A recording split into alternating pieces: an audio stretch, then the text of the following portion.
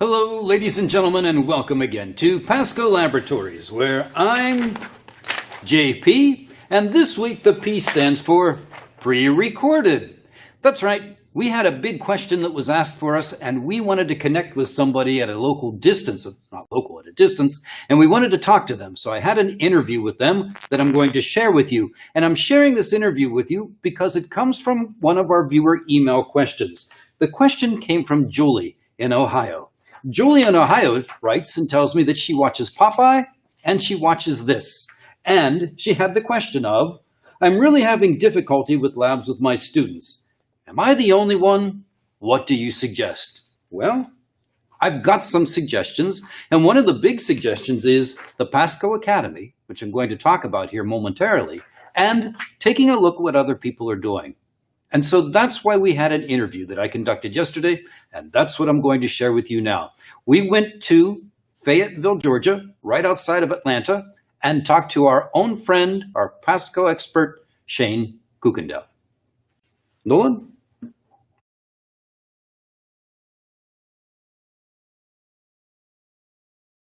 Shane, welcome to PASCO Live. It's so nice to see you.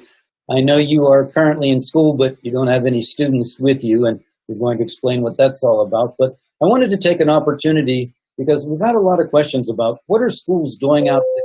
How are they being successful? What lessons are they learning that are good, or what are they learning that they might want to correct?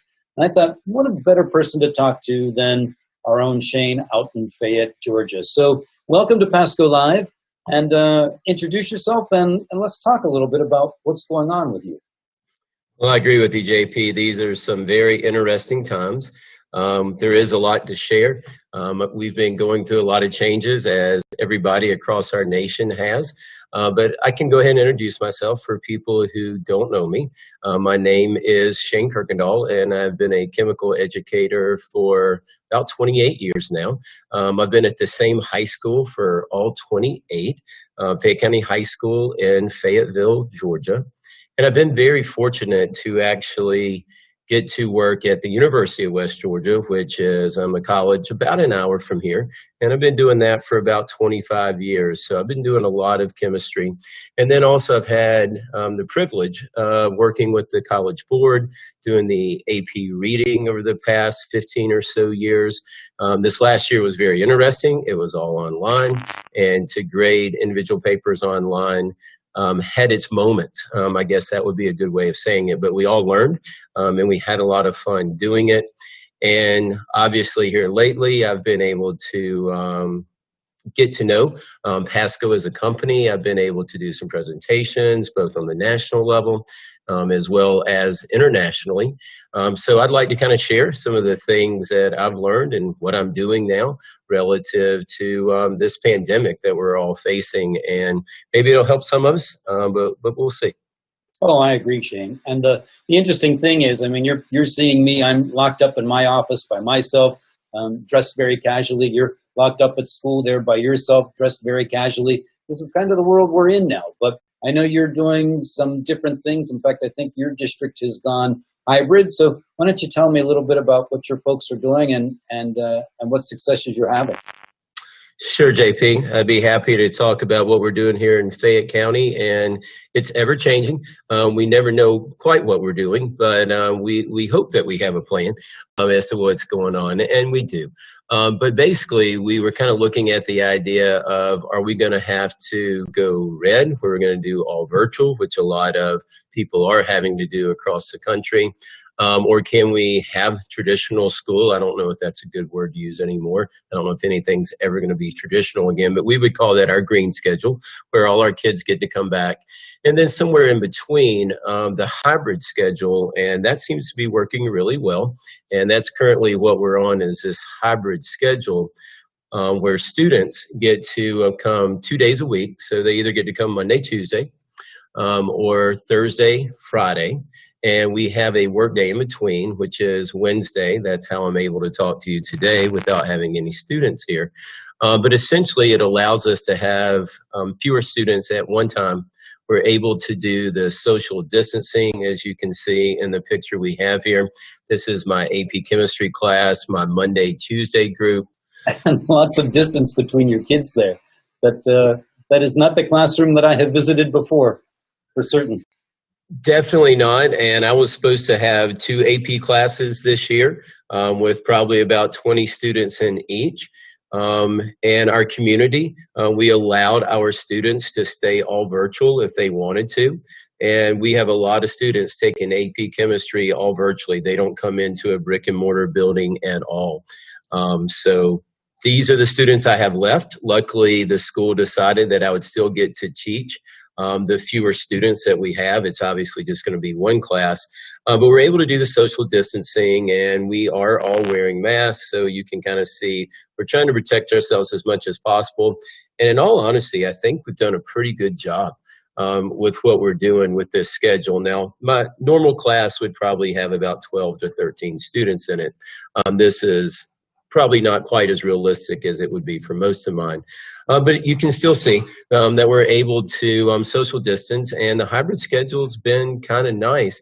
The data, though, supports that within the next month or so, we're probably going to go to green and give that a try, where we'll have all our students back in the building. So that will produce some more challenges. We're not going to be able to do the social distancing quite like you see here. And we will still be wearing masks. We're still going to be doing that. But it's going to be interesting. But our data says we're having very few cases right now of students actually getting the COVID-19. So maybe we're able to move forward and maybe go to that green, and we'll see how it's going to be. So we're kind of excited but cautious simultaneously. But this hybrid schedule has been nice, even though it's different. Yeah, I can see that. I wish you guys success with that. Well, have you, I know I can see that your students are doing the lab, and I know that Fayette County is a big PASCO customer. You've had a lot of success with that. Are you finding that it's been useful in helping your students learn, even with your hybrid? Are the technologies useful to you? The technology, the fact that we have purchased the essential chemistry for PASCO, as well as a lot of other resources for AP right now, has been invaluable.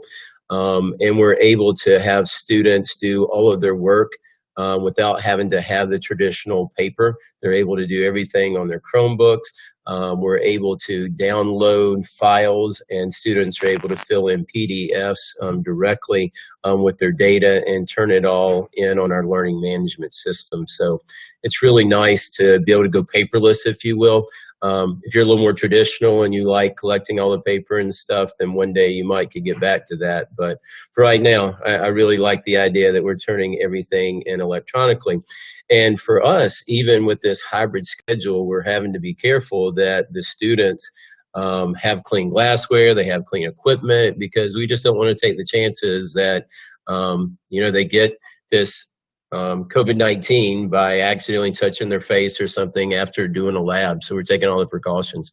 So these students, when they finished, they each got to go over to their own sink, and they got to clean things up, wash their hands really good. We have the sanitizers. So it's been a really good scenario in terms of the resources that we've been able to use from PASCO. And I'll have to admit, this is my AP chemistry class, but we're actually doing an essential chemistry lab here that is actually more for maybe regular chemistry. But I have a hard time deciphering between regular chemistry and AP, because a Beers Law lab is a good lab to do with both regular chemistry students as well as my AP. It really fits into the curriculum. So I stole this one from the essential chemistry, even though this is an AP class. Well, you didn't steal it, Shane. You guys bought it.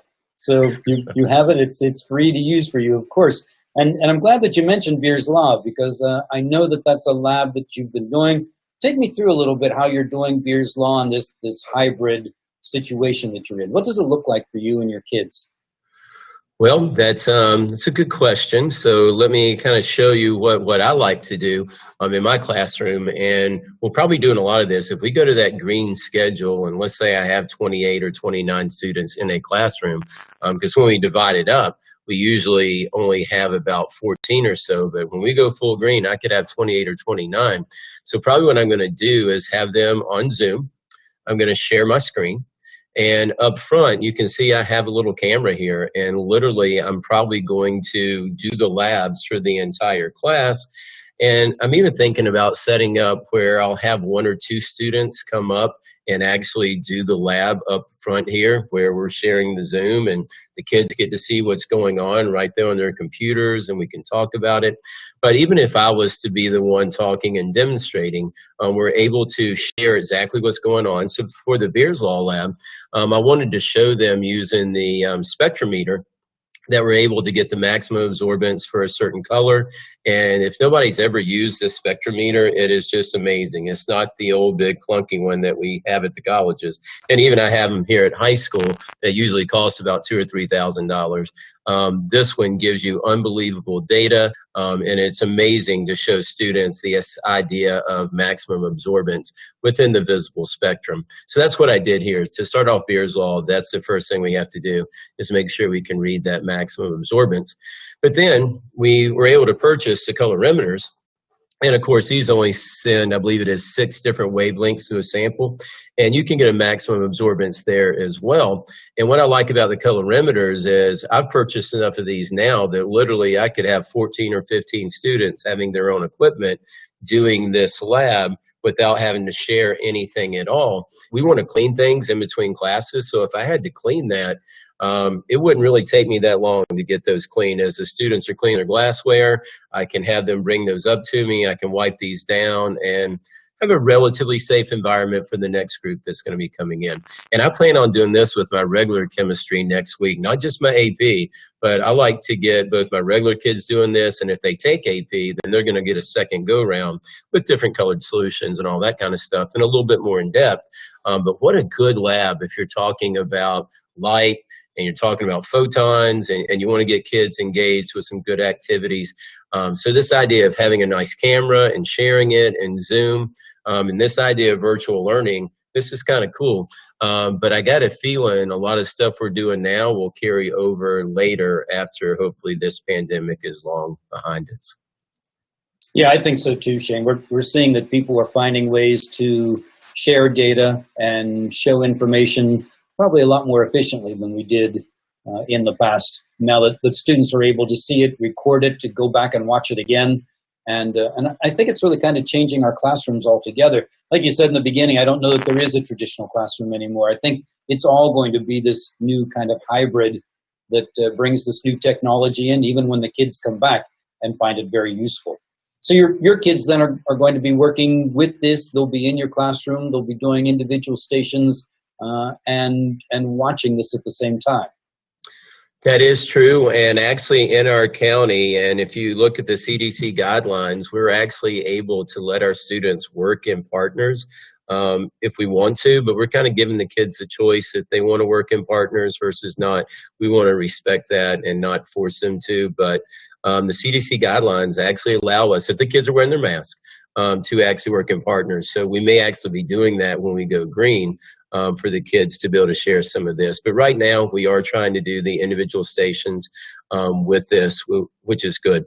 And I mentioned that everything is electronic, but I'm going to go back on that statement for a minute. I'm going to share one more slide with you. And this next slide is, I actually was having my students fill out some information as they were doing this the old-fashioned way. Now, I had them still turn it in electronically, but this is how they collected their data. And this is one of the resources that you're going to get with the essential chemistry, or I believe you guys have actually come out with a new PASCO Academy, which my county, luckily, has been able to afford. So I can talk about that a little bit later, but the resources that are there, if you're an educator, man, does this save you some time. So I was actually taking advantage of that, and all I had to do was print it out, make a few copies, and now they're able to record their data. So you can see my student there had made up all his solutions and did the dilutions there to put in his colorimeter to get the different absorbances as that concentration went down. So he was able to take a look at that data and save it. And what's really cool, if you've never used Sparkvue, there's a little camera there, and you can take a picture of it, and you can export that immediately to your Google Drive, put it into an official lab report if you want to. I can't say how much fun teaching is with all this stuff. It just sounds silly. And like I said, after 28 years of teaching, you'd think I'd be bored and not want to do this stuff. It's new challenges every single day. And in all honesty, it's just fun. It looks like fun. You've got another picture of another student doing similar work with that as well, correct? I did, and it was kind of just the same thing to just kind of show that, yeah, we are isolating our students right now. We make sure they all have their own equipment. They're not having to share any resources. So depending upon where you are in the country and what regulations you have, you could have a model that's this strict. Or as you're going to see eventually, if we keep up talking about some of this, when I go green, we'll probably have another one of these where I can share some pictures and give you some feedback, hopefully all good, but good and the bad of actually what might be going on and some of those extra problems. But for us right now, this is good. You know, the students are able to work independently, which is kind of cool. Sometimes, you know, when students work with partners, one person might do more of the work than somebody else. So this isn't necessarily a bad thing, especially for my AP chemistry students, which I like them to work independently anyway. So this is good, and I like what I'm seeing here with this type of picture. I like what I'm seeing too, Shane. If you were to tell the folks out there, some of them going to hybrid, some of them in hybrid, what might you change? What successes are you seeing? What might you recommend for folks that are thinking maybe of even going hybrid as they reduce their populations when they come back? With any model, we're trying to do science labs. If we're trying to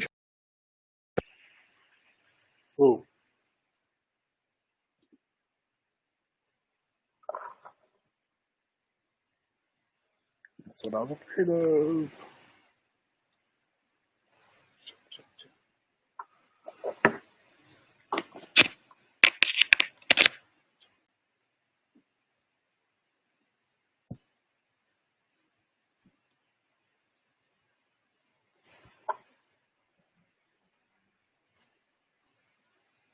So that's probably been the biggest mental challenge. I'm the department chair here, and when we start talking as a science group, how do we keep this stuff clean for the next group coming in when we just don't have a lot of time?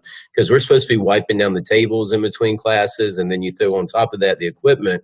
You probably got to stop about 5 minutes earlier than you want to, maybe even 10, which cuts into that lab time to do the proper cleanup that you need. So there are some challenges, and depending upon if you have 50 minutes or your block schedule, then obviously that could change. But for us, we have 48-minute periods, so we have to kind of cut things short. Now for the AP, I actually get them here early. They get here at about 7 or 7:30 in the morning, and they get started. So they work for a couple of hours. But if you have a traditional class, you don't have that luxury. So if I had to say anything that you had to be up to speed on is time management. I'll agree with that. And we really actually look forward, probably will do another one of these with you when our kids come back. And you've got kind of like a dual experience. You've been talking a little bit about what's going on at your school there in Fayette County, but you also have the opportunity after school to go out to, the University of West Georgia. And what are you doing out there? How does it look for them, and what's the feeling at that level? Well, at the University of West Georgia, we're kind of doing a hybrid model as well, where basically half the students come on one day of the week and the other half come the other day. So if I have 2 classes a day that I normally teach, I would get to split those 2 classes. And the day that we don't meet with those kids, we're supposed to be doing online activities or record videos for them to watch, things of that nature. I was very fortunate that in the particular room that I'm in, we can accommodate up to 32 students with the proper social distancing. Well, I didn't happen to have 32 students in my class. Usually I would have about 60 or so. But under the circumstances of getting students back into our college, I guess a lot of them just simply haven't enrolled. So my numbers are under 32. So I didn't have to do the sharing of you only come one day a week. They actually get to come the 2 days of the week. So it's a little more traditional for me for the college, just simply I was under that 32 level. And for the labs, it's kind of the same thing. We have 32 stations where the students can do labs. And so life is kind of normal for me. If I was to get up over that 32 count, then it would really change until we go full green at the college as well. And I don't know if that's going to happen. So we've got this mode of going kind of like the hybrid that we have at the high school. But for the labs, the students, once again, they're doing their own work. We're not letting them work in lab partners, and they're having to do everything that they need to do individually. And I'm taking advantage that because I have Sparkvue in Fayette County, I've also been able to use it with my college students. And they just love it because the graphing capabilities that you see in front of you here, essentially we can take just about any concept and put it into a graph. What you're seeing here is Sparkvue, and this was a simple density lab where they're trying to determine the density of water and then another substance, calcium carbonate, and you can see the different slopes there. But obviously, if you've taught chemistry for a while, one of the skills we need our kids to have is being able to get a slope of a line for all kind of different reasons. So this was kind of the short introduction into, hey, how do we get a slope of a line? And using Sparkvue, it's just great. The kids like it. It's intuitive. It's easy for them to use. You can do the same thing, I guess, with a Google spreadsheet or perhaps an Excel spreadsheet, but you got to have a little bit of knowledge on how to use these things. For Sparkvue, it's really not that difficult. And then if you start using the ProbeWare and the kids already know how to read the graphs and stuff, it just makes life a lot easier. So I plan on using the ProbeWare and also the Sparkvue program this entire semester with my kids. So they're getting used to it. This was the first lab that we've done. I will be doing with them the Beers Law as well real soon. So there's a lot of overlap between obviously the high school and the college, but chemistry is chemistry. So if we want to call it high school chemistry or AP chemistry or college level chemistry, it is chemistry. It's just the amount of detail that you're going to hold your students responsible for. So I'm very fortunate that I have the ability to use this at the college as well. I agree with that. Shane, I like your approach where you're thinking that if my students are working with the software at home and learning the software, when they eventually do come back into the classroom, they'll have the opportunity to actually continue to use that same software, but then they get to use it with the ProbeWare that in this case, in many cases, you're demonstrating. But for them, they'll be sitting down and doing it. And that I think that's a really solid approach. You start by using the software at home, and then when they come into the classroom, actually start picking up the stuff, touching it, using it, and doing it for real. Nice approach on that. The other thing that is interesting for your district and what you're doing is we recently found out that your folks were going to be used what we call the PASCO Academy, which is kind of the same approach that you've got now, where we're talking a lot about using the software and doing the demonstrations, but you're going to start using the Academy to start filling in for some of the labs that you would like to do. Is that true? You know, JP, that is true, and this is amazing. And we also purchased the physics. When I told my physics guy today that, hey, we were able to get this PASCO cited, because he didn't think the county was, in all honesty, going to spend the money. Money's a little tight for everybody right now, but our county was able to find the funding to do this. But what I like about the PASCO Academy is the idea that with our hybrid schedule, we're just not able to get in the volume of labs that we need to. I mean, that is just the reality. And the labs that we are getting in, it's just not enough. We need to go above and beyond. And I've thought about just doing the labs myself and recording it and putting that data out there for my kids. And that's all good. And I am going to do that, but it is extremely time consuming.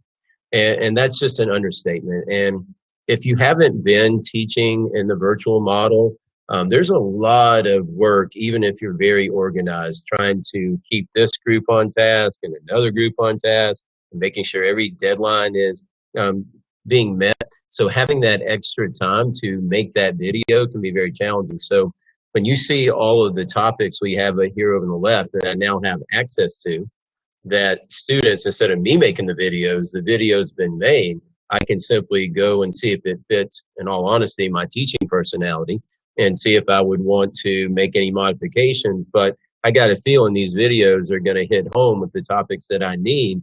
And then the students are going to be able to do real data analysis. I mean, they're going to be able to take real data, analyze it as if they had collected it. And if you have the PASCO Academy, you have all the resources that I mentioned earlier that my county had actually purchased. So these resources come along. There's teacher resources that allow you not to have to do quite as much work in preparing for the lab, whether that is a PowerPoint to get your kids ready, or the actual instructions that you need. There's just a lot of resources on the teacher end. So that cuts down on your time commitment. And then, of course, the students, they're going to have access electronically, or you could print things off if you wanted to. But what I like about this is I'm not going to have to go and make every one of these videos now. And that's huge. And we can get kids analyzing data, which is, and to me, what science is really all about.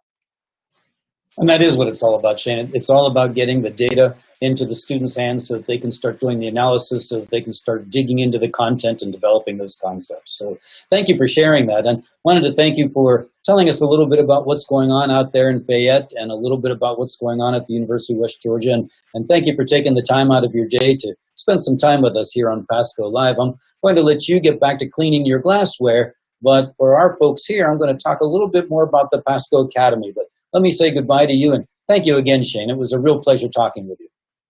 Well, thank you, JP. I look forward to future conversations, and we're trying to stay safe here, and hopefully you guys are doing the same thing out there in California. So we'll talk to you soon. You will, Shane. Thank you. Shane.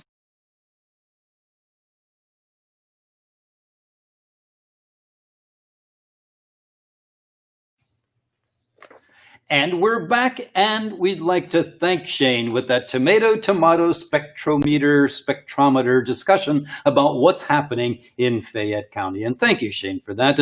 And to all of our folks out there, Julie, I hope this helped you see what's going on in different places and maybe gave you some ideas. I noticed that Glenn from Norway was joining us, and thank you, Glenn, for joining us and getting some ideas out there. Nice of you to be with us today. And for all of our folks, if you're looking for ways to teach, let me just give a quick and shameless plug for our PASCO Academy, where, as Shane mentioned, all you need to do is pick the video, pick the topic, pick the video, assign it to your students with the sheets, and it's done. It's as easy as that. Check out the PASCO Academy as one solution for solving your problems in the classroom. And thank you all for joining us today. For Shane, for Julie, for Glenn, who joined us in Norway, we wish you all the best of luck. Great teaching.